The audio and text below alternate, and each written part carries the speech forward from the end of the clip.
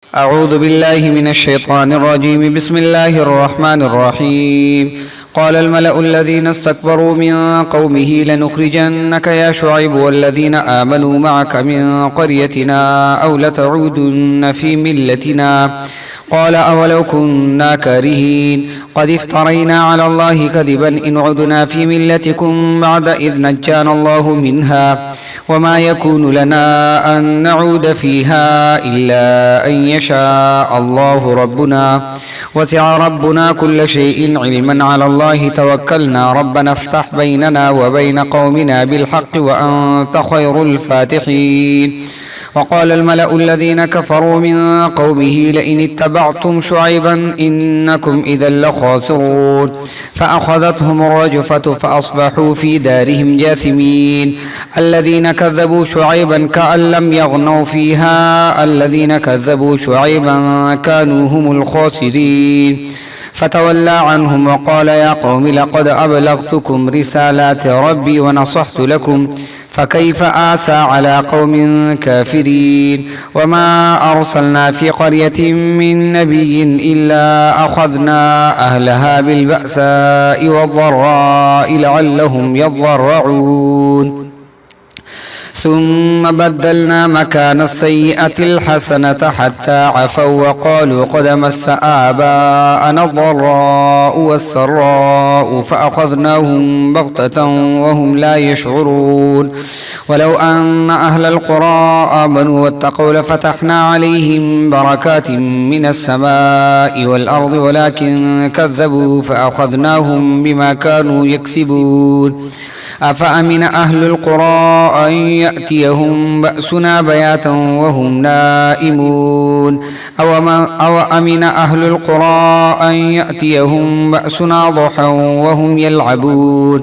أفأمنوا مكر الله فلا يأمن مكر الله إلا القوم الخاسرون. أولم يهد للذين يرثون الأرض من بعد أهلها أن لو نشاء أصبناهم بذنوبهم ونطبع على قلوبهم فهم لا يسمعون. تلك القرى نقص عليك من أنبائها ولقد جاءتهم رسلهم بالبينات فما كانوا ليؤمنوا بما كذبوا من قبل كذلك يطبع الله على قلوب الكافرين. وما وجدنا لأكثرهم من عهد وإن وجدنا أكثرهم لفاسقين. ثم بعثنا من بعدهم موسى بآياتنا إلى فرعون وملئه فظلموا بها فانظر كيف كان عاقبة المفسدين.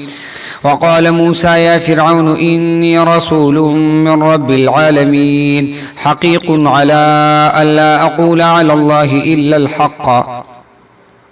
قد جئتكم ببينة من ربكم فأرسل معي بني إسرائيل. قال إن كنت جئت بآية فأت بها إن كنت من الصادقين. فألقى عصاه فإذا هي ثعبان مبين ونزع يده فإذا هي بيضاء للناظرين.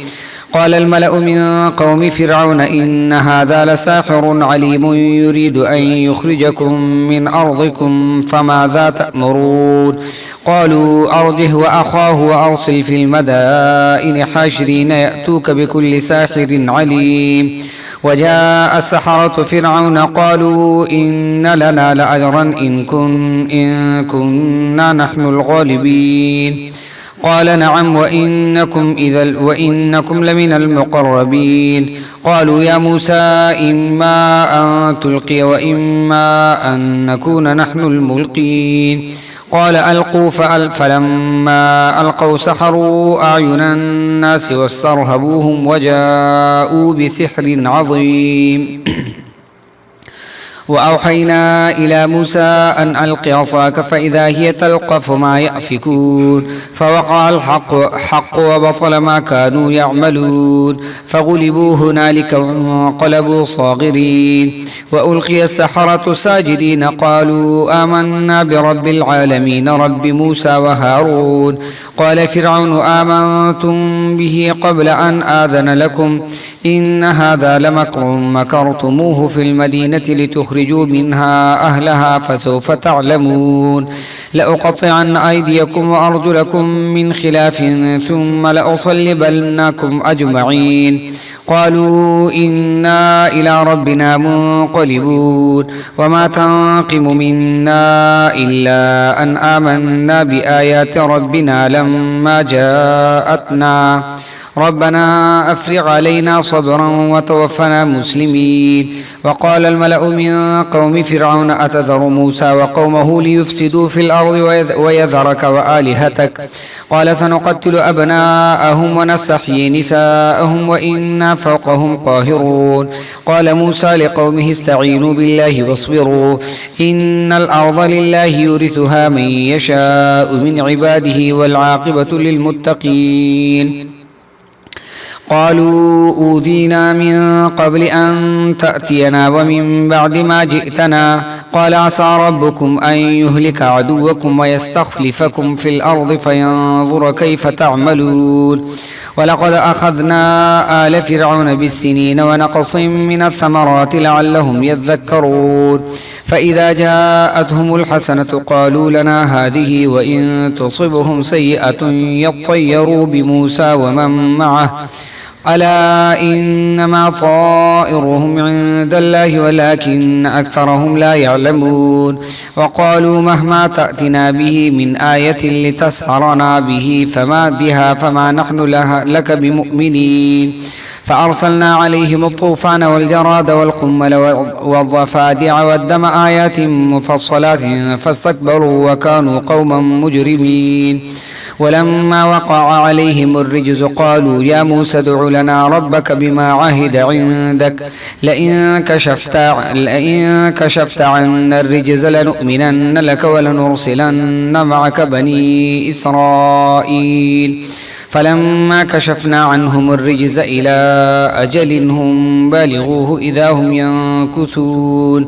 فانتقمنا منهم فأغرقناهم في اليم بأنهم كذبوا بآياتنا وكانوا عنها غافلين وأورثنا القوم الذين كانوا يستضعفون مشارق الأرض ومغاربها اللاتي باركنا فيها وتمت كلمة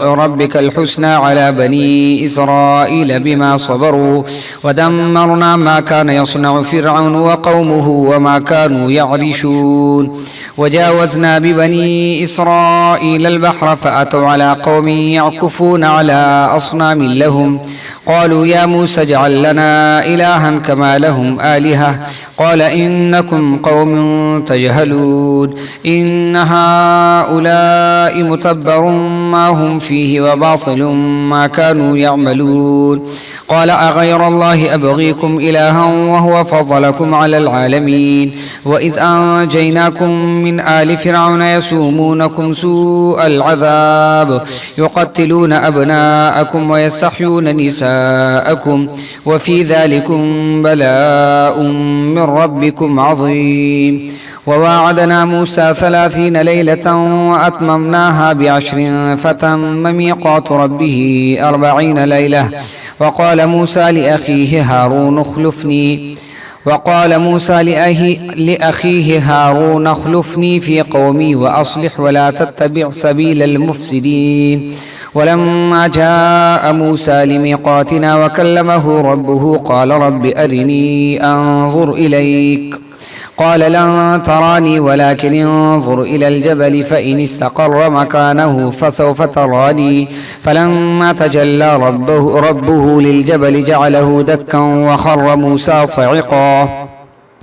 فلما أفاق قال سبحانك تبت إليك وأنا أول المؤمنين قال يا موسى إني اصطفيتك على الناس برسالاتي وبكلامي فخذ ما آتيتك وكن من الشاهدين وكتبنا له في الألواح من كل شيء وموعظة وتفصيلا لكل شيء فخذها بقوة وأمر قومك يأخذوا بأحسنها سأريكم دار الفاسقين سأصرف عن آياتي الذين يتكبرون في الأرض بغير الحق وإن يروا كل آية لا يؤمنوا بها وإن يروا سبيل الرشد لا يتخذوه سبيلا وإن يروا سبيل الغي يتخذوه سبيلا ذلك بأنهم كذبوا بآياتنا وكانوا عنها غافلين والذين كذبوا بآياتنا ولقاء الآخرة حبطت أعمالهم هل يجزون إلا ما كانوا يعملون واتخذ قوم موسى من بعده من حليهم عجلا جسدا له خوار ألم يروا أنه لا يكلمهم ولا يهديهم سبيلا اتخذوه وكانوا ظالمين ولما سقط في أيديهم ورأوا أنهم قد ضلوا قالوا لئن لم يرحمنا ربنا ويغفر لنا لنكونن من الخاسرين ولما رجع موسى إلى قومه غضبان آسفا قال بئس ما خلفتموني من بعدي أعجلتم أمر ربكم وألقى الألواح وأخذ برأس أخيه يجره إليه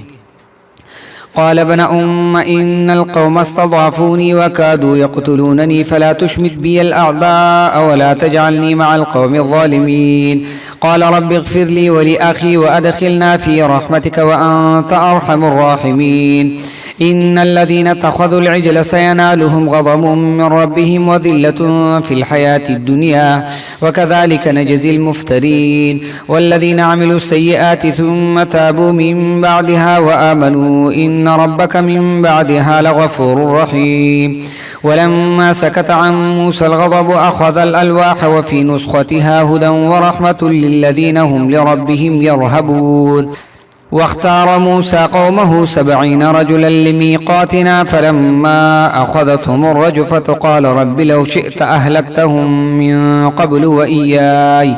أتهلكنا بما فعل السفهاء منا إن هي إلا فتنتك تضل بها من تشاء وتهدي من تشاء أنت ولينا فاغفر لنا وارحمنا وأنت خير الغافرين واكتب لنا في هذه الدنيا حسنة وفي الآخرة إنا هدنا إليك قال عذابي أصيب به من أشاء ورحمتي وسعت كل شيء فسأكتبها للذين يتقون ويؤتون الزكاة والذين هم بآياتنا يؤمنون الذين يتبعون الرسول النبي الأمي الذي يجدونه مكتوبا عندهم في التوراة والإنجيل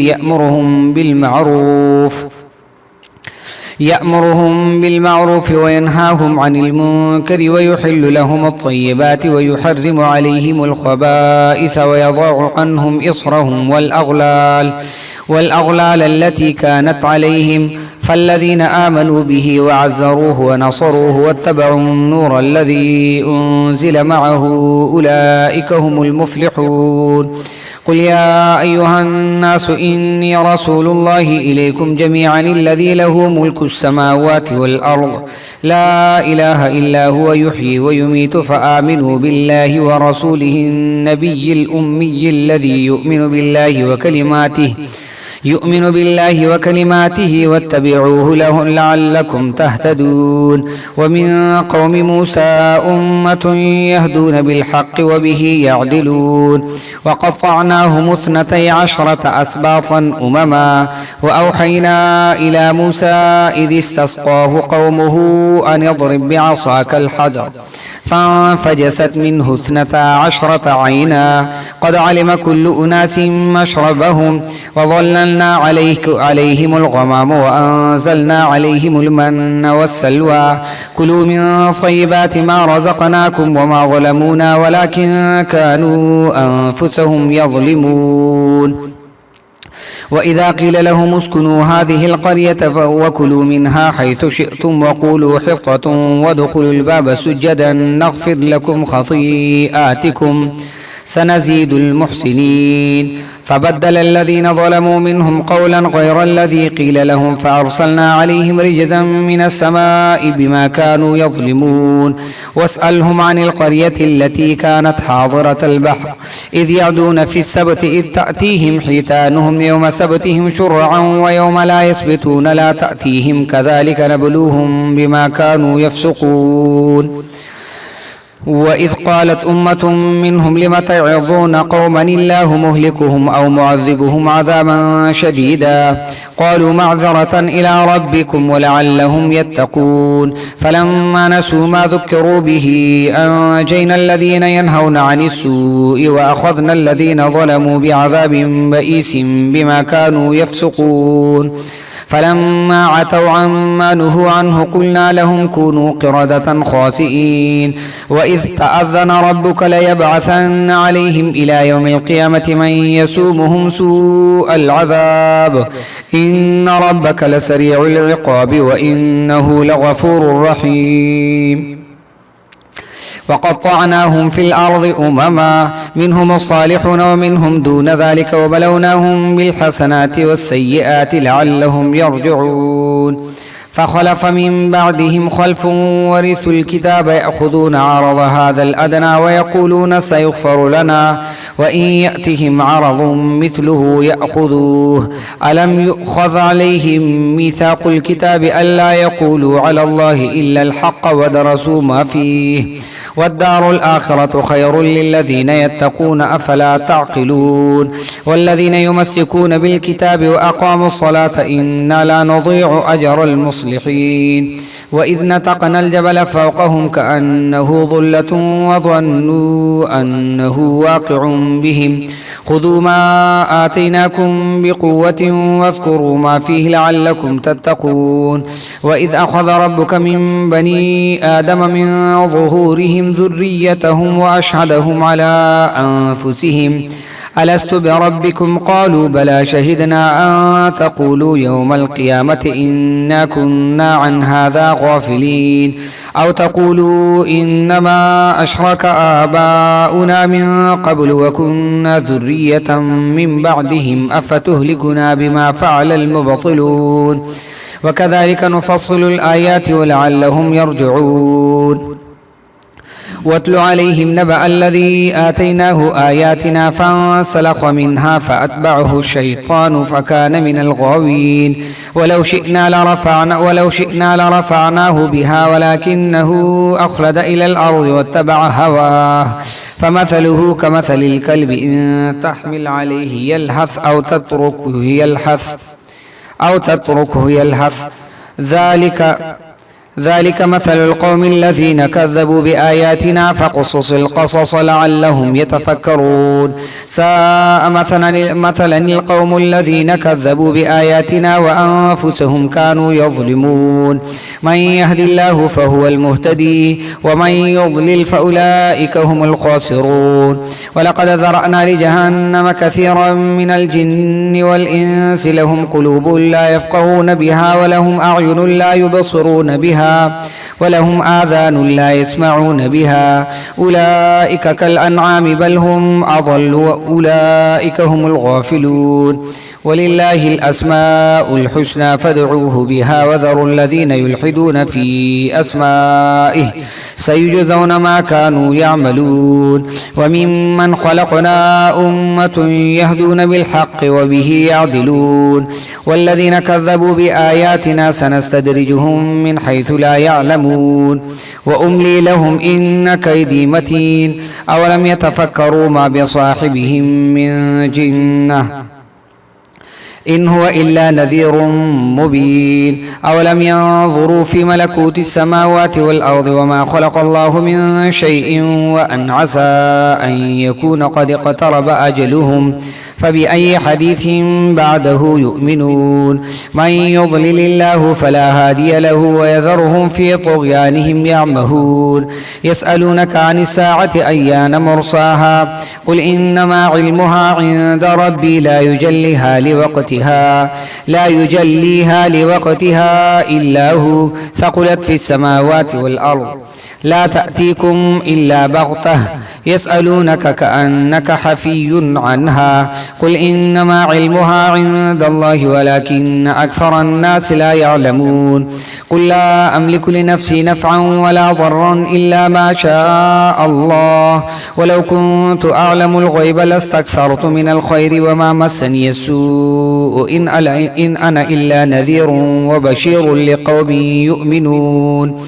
هو الذي خلقكم من نفس واحدة وجعل منها زوجها ليسكن إليها فلما تغشاها حملت حملا خفيفا فمرت به فلما أثقلت دعوا الله ربهما لئن آتيتنا صالحا لنكونن من الشاكرين فلما آتاهما صالحا جعلا له شركاء فيما آتاهما فتعالى الله عما يشركون أيشركون ما لا يخلق شيئا وهم يخلقون ولا يستطيعون لهم نصرا ولا أنفسهم ينصرون وإن تدعوهم إلى الهدى لا يتبعوكم سواء عليكم أدعوتموهم أم أنتم صامتون إن الذين تدعون من دون الله عباد أمثالكم فادعوهم فليستجيبوا لكم إن كنتم صادقين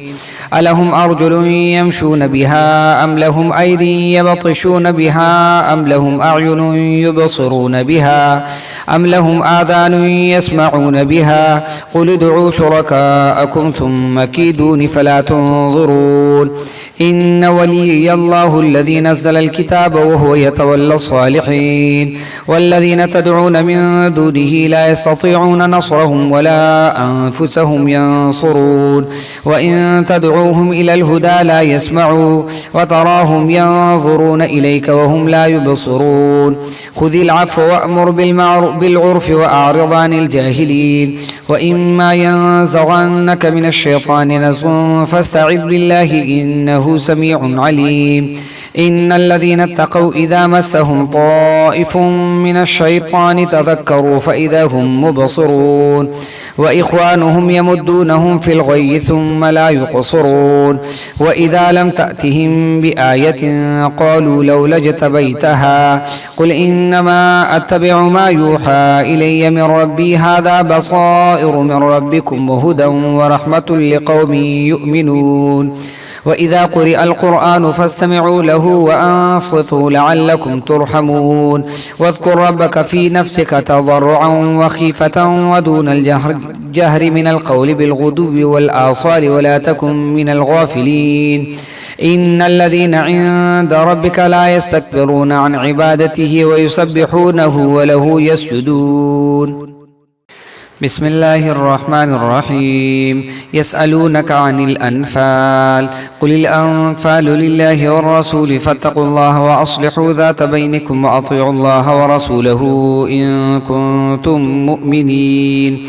إنما المؤمنون الذين إذا ذكر الله وجلت قلوبهم وإذا تليت عليهم آياته زادتهم إيمانا وهم على ربهم يتوكلون الذين يقيمون الصلاة ومما رزقناهم ينفقون أولئك المؤمنون حقا لهم درجات عند ربهم ومغفرة ورزق كريم كما أخرجك ربك من بيتك بالحق وإن فريقا من المؤمنين لكارهون يجادلونك في الحق بعدما تبين كأنما يساقون إلى الموت وهم ينظرون وإذ يعدكم الله إحدى الطائفتين أنها لكم وتودون أن غير ذات الشوكة تكون لكم ويريد الله أن يحق الحق بكلماته ويقطع دابر الكافرين ليحق الحق ويبطل الباطل ولو كره المجرمون إذ تستغيثون ربكم فاستجاب لكم أني ممدكم ب1000 من الملائكة مردفين وما جعله الله إلا بشرى ولتطمئن به قلوبكم وما النصر إلا من عند الله إن الله عزيز حكيم إذ يغشيكم النعاس أمنة منه وينزل عليكم من السماء ماء ليطهركم به ويذهب عنكم رجز الشيطان وليربط على قلوبكم ويثبت به الأقدام إذ يوحي ربك إلى الملائكة أني معكم فثبتوا الذين آمنوا سألقي في قلوب الذين كفروا الرعب فاضربوا فوق الأعناق واضربوا منهم كل بنان ذلك بأنهم شاقوا الله ورسوله ومن يشاقق الله ورسوله فإن الله شديد العقاب ذلكم فذوقوه وأن للكافرين عذاب النار يا أيها الذين آمنوا إذا لقيتم الذين كفروا زحفا فلا تولوهم الأدبار ومن يولهم يومئذ دبره إلا متحرفا لقتال أو متحيزا إلى فئة فقد باء بغضب من الله ومأواه جهنم وبئس المصير فلم تقتلوهم ولكن الله قتلهم وما رميت إذ رميت ولكن الله رمى وليبلي المؤمنين منه بلاء حسنا إن الله سميع عليم ذلكم وأن الله موهن كيد الكافرين إن تستفتحوا فقد جاءكم الفتح وإن تنتهوا فهو خير لكم وإن تعودوا نعد ولن تغني عنكم فئتكم شيئا ولو كثرت وأن الله مع المؤمنين يا أيها الذين آمنوا أطيعوا الله ورسوله ولا تولوا عنه وأنتم تسمعون ولا تكونوا كالذين قالوا سمعنا وهم لا يسمعون إن شر الدواب عند الله صم البكم الذين لا يعقلون ولو علم الله فيهم خيرا لأسمعهم ولو أسمعهم لتولوا وهم معرضون يا أيها الذين آمنوا استجيبوا لله وللرسول إذا دعاكم لما يحييكم واعلموا أن الله يحول بين المرء وقلبه وأنه إليه تحشرون واتقوا فتنة لا تصيبن الذين ظلموا منكم خاصة واعلموا أن الله شديد العقاب واذكروا إذ أنتم قليل مستضعفون في الأرض تخافون أن يتخطفكم الناس فآواكم وأيدكم بنصره ورزقكم من الطيبات لعلكم تشكرون يا أيها الذين آمنوا لا تخونوا الله والرسول وتخونوا أماناتكم وأنتم تعلمون واعلموا أنما أموالكم وأولادكم فتنة وأن الله عنده أجر عظيم يا أيها الذين آمنوا إن تتقوا الله يجعل لكم فرقانا ويكفر عنكم سيئاتكم ويغفر لكم والله ذو الفضل العظيم وإذ يمكر بك الذين كفروا ليثبتوك أو يقتلوك أو يخرجوك ويمكرون ويمكر الله والله خير الماكرين وإذا تتلى عليهم آياتنا قالوا قد سمعنا لو نشاء لقلنا مثل هذا إن هذا إلا أساطير الأولين وإذ قالوا اللهم إن كان هذا هو الحق من عندك فأمطر علينا حجارة من السماء أو ائتنا بعذاب أليم وما كان الله ليعذبهم وأنت فيهم وما كان الله معذبهم وهم يستغفرون وما لهم ألا يعذبهم الله وهم يصدون عن المسجد الحرام وما كانوا أولياءه إن أولياؤه إلا المتقون ولكن أكثرهم لا يعلمون وما كان صلاتهم عند البيت إلا مكاء وتصدية فذوقوا العذاب بما كنتم تكفرون إن الذين كفروا ينفقون أموالهم ليصدوا عن سبيل الله فسينفقونها ثم تكون عليهم حسرة ثم يغلبون والذين كفروا إلى جهنم يحشرون ليميز الله الخبيث من الطيب ويجعل الخبيث بعضه على بعض فيركمه جميعا فيجعله في جهنم أولئك هم الخاسرون قل للذين كفروا إن ينتهوا يغفر لهم ما قد سلف وإن يعودوا فقد مضت سنة الأولين وقاتلوهم حتى لا تكون فتنة ويكون الدين كله لله فإن انتهوا فإن الله بما يعملون بصير وإن تولوا فاعلموا أن الله مولاكم نعم المولى ونعم النصير صدق الله العظيم.